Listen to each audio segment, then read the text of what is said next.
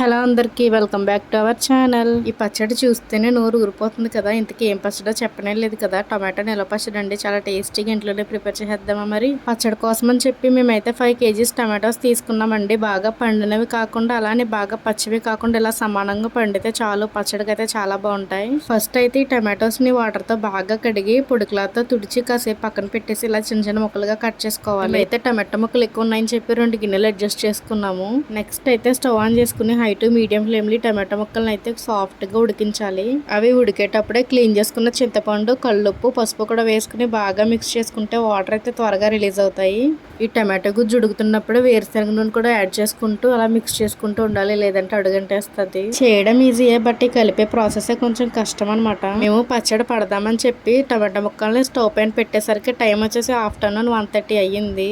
ఇవి బాగా దగ్గర ఉడికేసరికి టైం వచ్చేసి ఈవినింగ్ 4 అయ్యిందండి. అంత టైం తీసుకుందనమాట.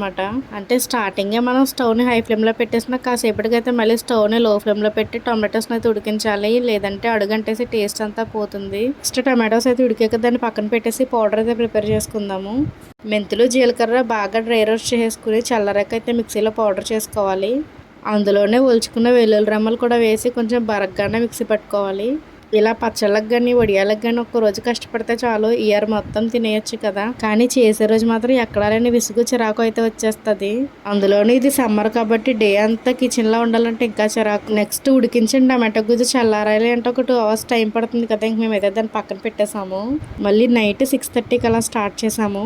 చల్లారిన టమాటో గుజ్జులో సరిపడా కారం, మెంతులు, జీలకర్ర పౌడర్, మిక్సీ చేసుకున్న వెల్లుల్లి వేసుకుని అయితే బాగా మిక్స్ చేసుకుని మళ్ళీ దీన్ని మిక్సీ పట్టుకోవాలి పేస్ట్ గా.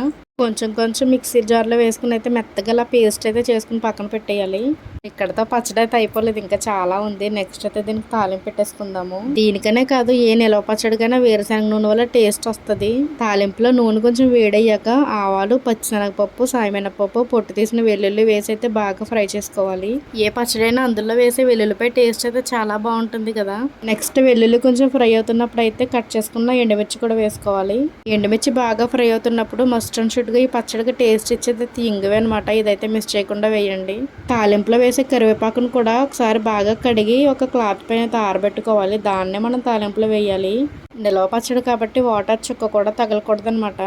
ఈ పచ్చడి కలిపేటప్పుడు కానీ తాలింపు ఫ్రై చేసేటప్పుడు కానీ ఎటు నుంచి ఎటు తేడా వచ్చి ఒక నీటి చుక్క తగిలిన పచ్చడి పైన వైట్ కలర్ బూజు పట్టేసి మొత్తం పచ్చడి అంతా పాడైపోద్దంట. మనం మిక్సీ పట్టుకున్న టమాటో పేస్ట్ లో ఆయిల్ తో సహా తాలింపు అంతా వేసి బాగా మిక్స్ చేసుకుంటే మనకి టేస్టీ టమాటో నిల్వ పచ్చడి అయితే రెడీ. దీన్ని ఫ్రిడ్జ్ లో స్టోర్ చేసుకుంటే 1 year వరకు నిల్వ ఉంటుంది. సో మీరు కూడా ట్రై చేసి ఎలా వచ్చిందో కామెంట్ అయితే చేయండి. వీడియో నచ్చితే like and subscribe. Thank you for watching. Bye bye.